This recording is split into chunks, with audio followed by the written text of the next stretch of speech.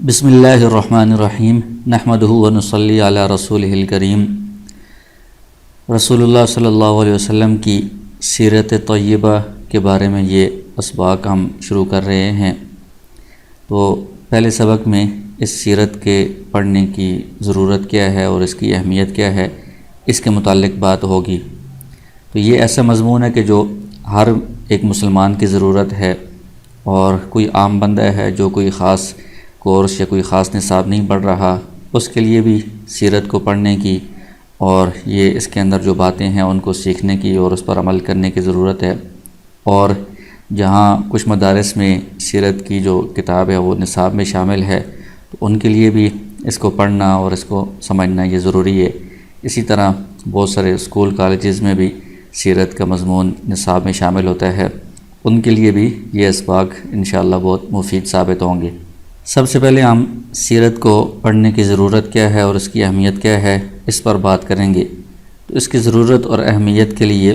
آپ سب کو معلوم ہے کہ قرآن کریم میں اللہ تعالیٰ نے ارشاد فرمایا ہے، لَقَدْ كَانَ لَكُمْ فِي رَسُولِ اللَّهِ أُسْوَةٌ حَسَنَةٌ، کہ رسول اللہ صلی اللہ علیہ وسلم کی جو ذات ہے وہ تم سب کے لیے یعنی ساری انسانیت کے لیے ایک بہترین اور کامل نمونہ ہے۔ یعنی آپ صلی اللہ علیہ وسلم کی جو زندگی ہے وہ زندگی ساری انسانیت کے لیے ایک بہترین نمونہ ہے کہ اس کو دیکھ کر وہ اس کے مطابق اپنی زندگی گزاریں گے تو وہ کامیابی بھی حاصل کریں گے اور آخرت کے اندر نجات اور سعادت بھی حاصل کر سکیں گے۔ تو اس لیے آپ صلی اللہ علیہ وسلم کی سیرت اور آپ کی زندگی کے مطابق ہم اپنی زندگی کو بنائیں، اس کے لیے پہلے اس سیرت کو پڑھنا ہوگا، اس کو سمجھنا ہوگا، پھر اس کے مطابق ہم اپنی زندگی کو سنوار سکیں گے۔ دوسری بات یہ ہے کہ آپ صلی اللہ علیہ وسلم کی جو زندگی ہے وہ کامل نمونہ ہے، تو اس کے اندر جو دین کے اور اسلام کے اور زندگی کے جتنے بھی شعبے ہیں ان سب سے متعلق رہنمائی موجود ہے۔ تو سب سے جو دین کے اندر اہم بات ہوتی ہے وہ عقائد ہیں، تو آپ صلی اللہ علیہ وسلم کی سیرت کے اندر ہم عقائد کو بھی سمجھیں گے کہ آپ صلی اللہ علیہ وسلم نے توحید کے لیے کتنی محنت کی ہے اور شرک اور بدعت کے خاتمے کے لیے کتنی آپ نے محنت کی ہے، اور دیگر جو ایمانیات ہیں، عقائد ہیں، ان سے متعلق آپ کے ارشادات، آپ کی سیرت ہمارے سامنے آئے گی تو عقائد بھی ہم سیکھیں گے۔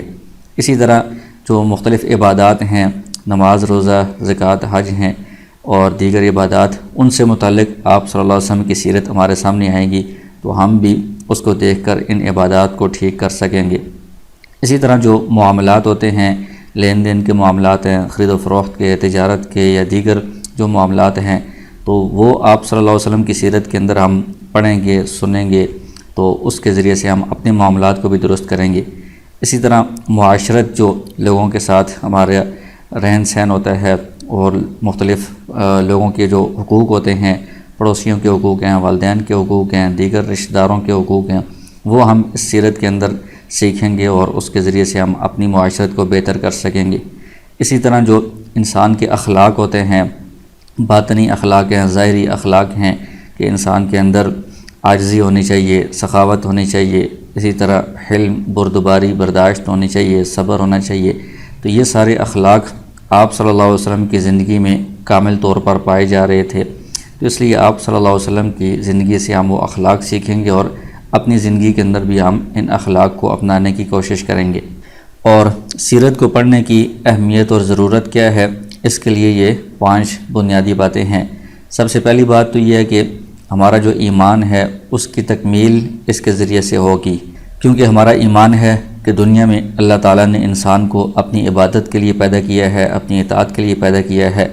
اور اللہ تعالیٰ کی عبادت کیسے ہوگی، اللہ تعالیٰ کی اطاعت کیسے ہوگی، یہ ساری تفصیل آپ صلی اللہ علیہ وسلم نے اپنی سیرت میں ہمارے سامنے بیان کی ہے۔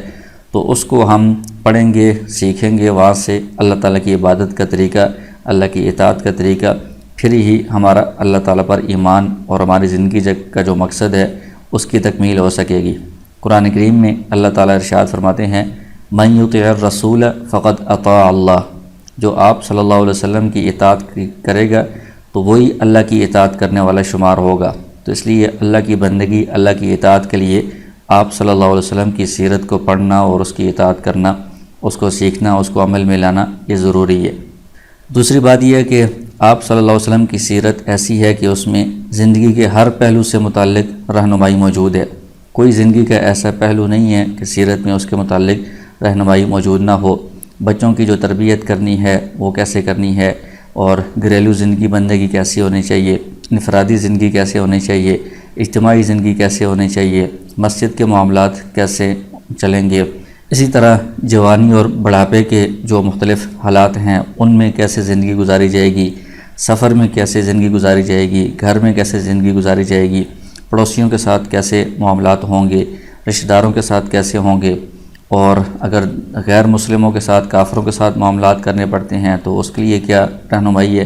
تو ہر جو زندگی کا پہلو ہے اس کے متعلق سیرت طیبہ کے اندر رہنمائی موجود ہے۔ اس کو ہم پڑھیں گے، سامنے رکھیں گے تو زندگی کے ہر موڑ میں ہمیں رہنمائی ملے گی، اور آپ صلی اللہ علیہ وسلم کی زندگی جو بہترین نمونہ ہے اس کے مطابق ہم اپنی زندگی کو بہتر بنا سکیں گے۔ تیسری بات یہ ہے کہ سیرت طیبہ میں ہر طبقے والوں کے لیے رہنمائی موجود ہے، یعنی انسان دنیا میں مختلف قسم کے ہوتے ہیں، بعض غریب ہیں، بعض امیر ہیں، بعض بادشاہ ہیں، بعض عوام ہیں، اور بعض کسی ایک علاقے کے ہیں، بعض دوسرے علاقے کے ہیں، بعض عربی ہیں، بعض عجمی ہیں، ہر ایک کی ثقافت مختلف ہے، لوگوں کی زبانیں مختلف ہیں، لوگوں کے علاقے کے حالات مختلف ہیں، رسم و رواج مختلف ہے۔ تو ان سب کے لیے جو بہترین نمونہ ہے یا جو رہنمائی کا ذریعہ ہے وہ سیرت طیبہ ہے۔ اگر کوئی شخص غریب ہے تو وہ بھی آپ صلی اللہ علیہ وسلم کی سیرت سے اپنے حالات کو درست کر سکتا ہے، رہنمائی لے سکتا ہے۔ کوئی شخص مالدار ہے تو وہ بھی رہنمائی لے سکتا ہے۔ کوئی شخص حاکم ہے، بادشاہ ہے تو وہ بھی آپ کی سیرت سے رہنمائی لے سکتا ہے۔ کوئی عوام میں سے ہے، رعایا میں سے ہے، وہ بھی رہنمائی لے سکتا ہے۔ کوئی بندہ اگر شوہر ہے تو شوہر ہونے کے لحاظ سے اس کو کیا کرنا چاہیے، وہ آپ صلی اللہ علیہ وسلم کی ازدواجی زندگی ہمارے سامنے ہے سیرت میں، اس سے رہنمائی لی جا سکتی ہے۔ بچوں کی تربیت کے لیے کوئی بندہ باپ ہے تو وہ آپ صلی اللہ علیہ وسلم کی سیرت سے رہنمائی حاصل کر سکتا ہے۔ پڑوسیوں کے ساتھ کیسا رویہ رکھنا چاہیے اور رشتہ داروں کے ساتھ کیسا رویہ ہونا چاہیے۔ اسی طرح کوئی استاد ہے تو بطور معلم کے اپنے شاگردوں کے ساتھ کیسا رویہ ہونا چاہیے۔ تو آپ صلی اللہ علیہ وسلم کی زندگی میں، آپ کی سیرت میں صحابہ اکرام جو آپ کے شاگرد تھے ان کے ساتھ آپ کا جو رویہ تھا وہ سیرت کے ذریعے سے ہمیں معلوم ہوتا ہے۔ اسی طرح جہاد کے اندر آپ قائد اور لیڈر کے طور پر جا رہے ہیں، سپہ سالار کے طور پر، وہاں آپ کا کیا طریقہ کار ہے، تو اس کے لیے بھی اس سیرت مبارکہ کے اندر رہنمائی موجود ہے۔ اور بطور ایک ریاست کے حاکم کے آپ صلی اللہ علیہ وسلم کا کیا طریقہ کار تھا، اور دوسرے کفار کے ساتھ معاملات طے کرنے، معاہدے کرنے، صلح کرنے، اس سے متعلق آپ کا کیا طریقہ تھا۔ تو ہر شعبے اور ہر طبقے والوں کے لیے سیرت طیبہ کے اندر رہنمائی موجود ہے۔ چوتھی بات یہ ہے کہ دنیا میں مختلف نظریات پائے جاتے ہیں۔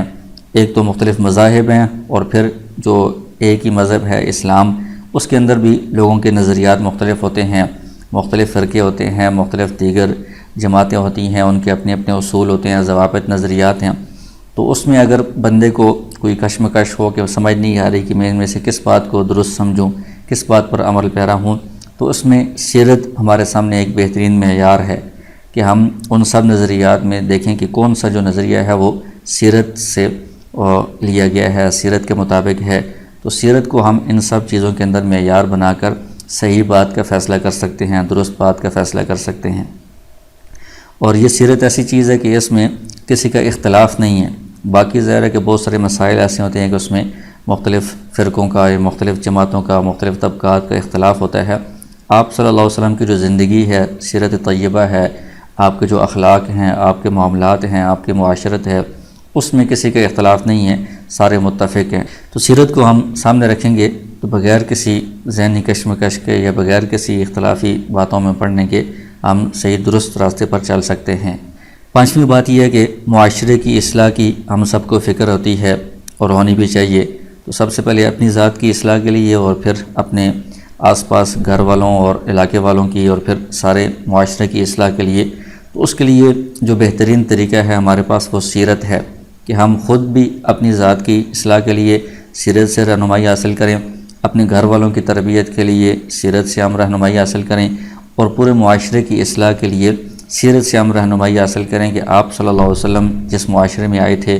تو وہ کیسا جاہلیت والا معاشرہ تھا، اس میں آپ نے کیا طریقہ کار اختیار کیا کہ اس کی ایسی اصلاح ہوئی کہ صحابہ اکرام رضوان اللہ علیہم اجمعین جیسی عظیم جماعت تیار ہوئی۔ تو اس طریقہ کار کو، سیرت کو ہم پڑھ کر اس طریقہ کار کو ہم فالو کریں گے اور اس کی یہاں پر ہم کوشش کریں گے تو ہمارے معاشرے کی بھی اس طرح اصلاح ہو سکے گی۔ اس میں ایک اہم بات یہ ہے، علامہ سلیمان ندوی رحمۃ اللہ علیہ بہت بڑے سیرت نگار عالم گزرے ہیں، انہوں نے یہ ایک چیز لکھی ہے کہ جس شخصیت کی اقتداء کی جائے، اس کی اتباع کی جائے، اس کے اندر یہ 4 صفات پائی جائیں تو وہ شخصیت اس قابل ہے کہ اس کی اقتداء کی جائے، اس کے پیچھے چلا جائے۔ اس میں پہلی چیز یہ ہے تاریخیت، کہ اس کی جو ساری ہسٹری ہے، ساری تاریخ ہے، وہ ساری موجود ہو اور مستند ذرائع سے ہمارے پاس موجود ہو۔ تو رسول اللہ صلی اللہ علیہ وسلم کی شخصیت ایسی شخصیت ہے کہ آپ کی مکمل سیرت بچپن سے لے کر آپ کی وفات تک ساری ہمارے پاس موجود ہے اور مستند ذرائع کے ساتھ موجود ہے،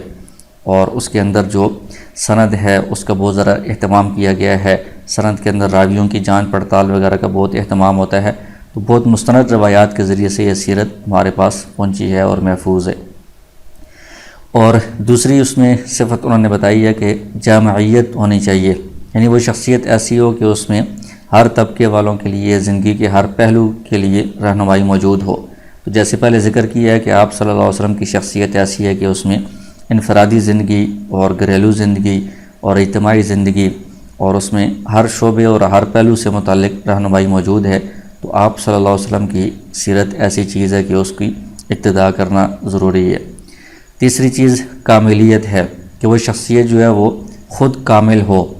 ان کی اپنی اخلاق کامل ہو، ان کی اپنی عادات کامل ہوں، ان کی اپنی زندگی کامل ہو تو اس کی اتباع کی جاتی ہے۔ تو آپ صلی اللہ علیہ وسلم کی زندگی ایسی ہے کہ بالکل کامل اور مکمل ہیں۔ نبوت ملنے سے پہلے جو آپ کی زندگی تھی وہ بھی بالکل کامل تھی کہ آپ کو صادق اور امین کہا جاتا تھا، ساری اچھی صفات آپ کے اندر پائی جاتی تھی، ہر قسم کے عیوب سے آپ پاک تھے، اور بعد میں بھی آپ کی زندگی، آپ کے اخلاق، آپ کے معاملات سارے کامل اور مکمل ہیں۔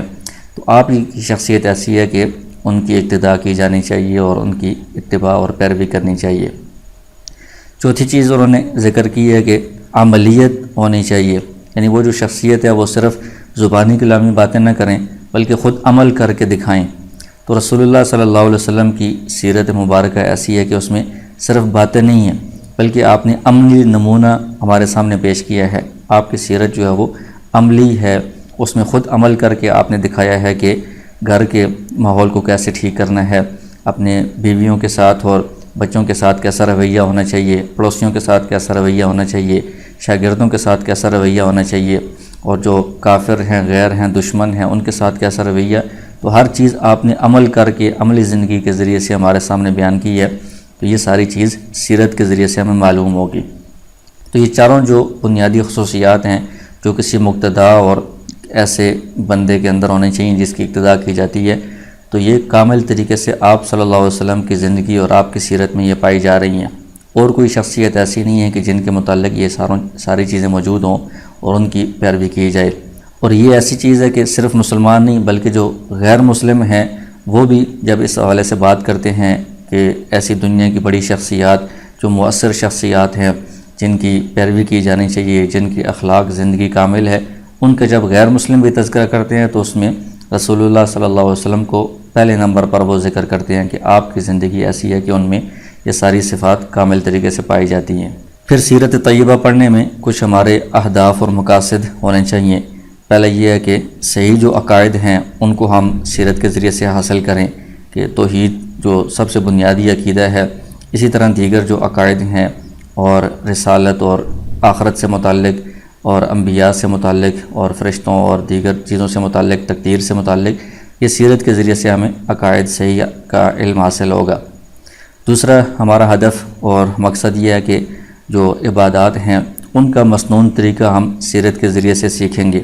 جیسا کہ آپ کو معلوم ہے کہ قرآن کریم میں اقیم الصلاۃ آتوا الزکوٰۃ، نماز قائم کرنے کا، زکوٰۃ دینے کا، حج کرنے کا، روزہ رکھنے کا حکم ہے، لیکن پورا طریقہ کار قرآن میں بیان نہیں کیا گیا، اس میں اجمال ہے۔ تو وہ پورا طریقہ نماز کا مسنون طریقہ کیا ہے، حج کا مسنون طریقہ کیا ہے، اس طرح زکوٰۃ کے لیے نصاب کیا ہے، یہ ساری چیزیں ہمیں سیرت طیبہ سے سیکھنی پڑیں گی اور اس کے ذریعے سے ہم اپنی عبادات کو مسنون طریقے کے مطابق انجام دے سکتے ہیں۔ تیسری چیز یہ ہے کہ آپ صلی اللہ علیہ وسلم کی کامل اطاعت اور اقتداء ہم کریں گے۔ ایک تو قرآن کریم کے اندر بار بار تاکید کی گئی ہے، ما آتاکم الرسول فخذوہ وما نہاکم عنہ فانتہوا۔ رسول اللہ صلی اللہ علیہ وسلم جو چیز آپ کو دیں، جس چیز کا حکم دیں آپ ان کو پورا کریں، جس سے منع کریں آپ اس سے رک جائیں۔ اسی طرح اطیعوا اللہ و اطیعوا الرسول، اللہ تعالیٰ نے اپنی اطاعت کے ساتھ ہر جگہ رسول اللہ صلی اللہ علیہ وسلم کی اطاعت کا حکم دیا ہے، اس کو لازم قرار دیا ہے، اور پیچھے بھی گزرا ہے کہ آپ کی اطاعت یہ ہمارے ایمان کا لازمی حصہ ہے۔ تو آپ کی کامل اطاعت اور اقتداء تب ہوگی جب آپ کی سیرت ہم سیکھیں گے، پڑھیں گے، اس کے ذریعے سے ہم آپ کی اطاعت اور اقتداء کر سکیں گے۔ تو آپ صلی اللہ علیہ وسلم کی جو اطاعت ہے اس کے فوائد کیا ہیں، قرآن نے بیان کیے ہیں۔ ایک تو یہ کہ وَإِن تُطِيعُوهُ تَهْتَدُوا، اگر آپ رسول اللہ صلی اللہ علیہ وسلم کی اطاعت کریں گے تو آپ ہدایت والا راستہ حاصل کر جائیں گے، ہدایت پا جائیں گے۔ تو ہدایت کو پانے کے لیے آپ کی اطاعت کرنا ضروری ہے۔ وَأَطِيعُوا اللَّهَ وَالرَّسُولَ لَعَلَّكُمْ تُرْحَمُونَ، آپ اللہ اور اس کے رسول کی اطاعت کریں تاکہ آپ پر رحم کیا جائے۔ تو اللہ کی رحمت کا حاصل کرنا یہ بھی آپ صلی اللہ علیہ وسلم کی اطاعت پر موقوف ہے۔ تیسرا یہ کہ مَن يُطِعِ اللَّهَ وَرَسُولَهُ فَقَدْ فَازَ فَوْزًا عَظِيمًا، جو اللہ اور اس کے رسول کی اطاعت کرے گا تو وہ بڑی کامیابی حاصل کر لے گا۔ تو کامیابی کو حاصل کرنا یہ بھی آپ صلی اللہ علیہ وسلم کی اطاعت اور آپ کی سیرت کو سیکھنے اور اس پر عمل کرنے پر موقوف ہے۔ تو اس کے لیے بھی ہمیں آپ کی سیرت کو پڑھنا اور سیکھنا ہوگا۔ چوتھی بات یہ ہے کہ اللہ کی محبت کوئی بندہ اگر حاصل کرنا چاہتا ہے تو آپ صلی اللہ علیہ وسلم کی اتباع کرنا ضروری ہوگا۔ قرآن کریم میں ہے قُلْ إِن كُنتُمْ تُحِبُّونَ اللَّهَ فَاتَّبِعُونِي يُحْبِبْكُمُ اللَّهُ وَيَغْفِرْ لَكُمْ ذُنُوبَكُمْ، کہ میری آپ اتباع کریں، یعنی رسول اللہ صلی اللہ علیہ وسلم کی اتباع کریں تو اس کے نتیجے میں اللہ تعالیٰ آپ سے محبت کریں گے۔ اور پانچویں چیز ہے مغفرت کا پروانہ، کہ اس اتباع کے نتیجے میں وہی جو آیت ہے فَاتَّبِعُونِی يُحْبِبْكُمُ اللَّهُ وَيَغْفِرْ لَكُمْ ذُنُوبَكُمْ، اللہ تعالیٰ آپ سے محبت بھی کریں گے آپ صلی اللہ علیہ وسلم کی اتباع کے نتیجے میں، اور آپ کی اتباع کی وجہ سے آپ کو جو اتباع کرنے والے ہیں ان کو مغفرت کا پروانہ بھی حاصل ہوگا کہ ان کے گناہوں کو اللہ تعالیٰ بخش دیں گے۔ اسی طرح مزید سیرت طیبہ کو پڑھنے کے سیکھنے کے لیے ہمارے جو اہداف اور مقاصد ہیں اس میں زندگی کے آداب کو سیکھنا ہے، کہ زندگی کے اندر کھانے پینے کے، سونے کے اور زندگی گزارنے کے جو آداب ہوتے ہیں، سفر کے، گھر کے، باہر کے، وہ سارے سیرت طیبہ کے ذریعے سے ہمیں ان کا علم حاصل ہوتا ہے۔ تو اس طرح ہم اپنی زندگی میں ان آداب کی رعایت رکھ کر زندگی گزار سکتے ہیں۔ پانچویں بات ہے اخلاق حمیدہ سیکھنا، یعنی رسول اللہ صلی اللہ علیہ وسلم کے جو اخلاق ہیں قرآن کریم میں ہے وَإِنَّكَ لَعَلَىٰ خُلُقٍ عَظِيمٍ، کہ آپ اخلاق کے اعلیٰ سے اعلیٰ بلند تر مرتبے پر فائز ہیں۔ تو آپ صلی اللہ علیہ وسلم کے جو اخلاق ہیں وہ سیرت طیبہ میں ہم پڑھیں گے، کیسے آپ میں صبر بھی پایا جاتا تھا اور تحمل اور برداشت بھی پایا جاتا تھا، اور حقوق العباد کی رعایت رکھنا، اور صدق، سچائی اور امانت داری اور یہ ساری چیزیں، تو وہ اخلاق ہم سیکھیں گے اور اپنی زندگی کے اندر بھی ان کو ہم لاگو کرنے کی کوشش کریں گے۔ اسی طرح جو زندگی کے مختلف حالات ہوتے ہیں، کبھی بندے کے اوپر عروج آتا ہے، کبھی بندے کے اوپر حالات تھوڑے ایسے ہوتے ہیں کہ آزمائش آ جاتی ہے، اس وقت کیا کرنا چاہیے۔ تو آپ صلی اللہ علیہ وسلم کی زندگی کے مختلف حالات ہم سامنے رکھیں گے تو اس میں ہمیں اپنی زندگی کے لیے رہنمائی حاصل ہوگی۔ اسی طرح دعوت کا طریقہ، کہ ہر ایک شخص کے اندر جذبہ ہوتا ہے کہ میں اپنی بھی اصلاح کروں، دوسروں کی بھی اصلاح کی کوشش کروں، تو اس کے لیے کیا طریقہ کار ہوگا۔ آپ صلی اللہ علیہ وسلم کی دعوت جو تھی اس کے ذریعے سے ایک ایسا عظیم انقلاب برپا ہوا، تو اس دعوت کے طریقے کو ہم سیکھیں گے تو اس کے مطابق ہم دعوت دیں گے تو اس کے بھی اچھے نتائج سامنے آئیں گے۔ اسی طرح آپ صلی اللہ علیہ وسلم کی جو سچی محبت، جس کا ہم زبانی دعویٰ تو کرتے ہیں لیکن حقیقت میں وہ سچی محبت تب ہمارے دل میں حاصل ہوگی جب ہم آپ صلی اللہ علیہ وسلم کی زندگی کو پڑھیں گے، سیکھیں گے اور اپنی زندگی کو ان کے مطابق گزارنے کی کوشش کریں گے، تب وہ ہماری آپ صلی اللہ علیہ وسلم کے ساتھ سچی محبت ہوگی اور ہمارا ان کے ساتھ حقیقی تعلق قائم ہوگا۔ کچھ ایسے خاص اہداف اور مقاصد بھی ہیں سیرت طیبہ کو پڑھنے کے لیے۔ ایک تو یہ کہ قرآن کریم ہم پڑھتے ہیں، اس کا ترجمہ تفسیر پڑھتے ہیں، تو اس کی عملی جو تفسیر ہے وہ آپ صلی اللہ علیہ وسلم کی سیرت زندگی میں ہمیں حاصل ہوتی ہے۔ تو قرآن کریم میں کچھ آیات جو ہے نا وہ منسوخ ہیں، ناسخ منسوخ کی پہچان سیرت کے ذریعے سے ہوگی،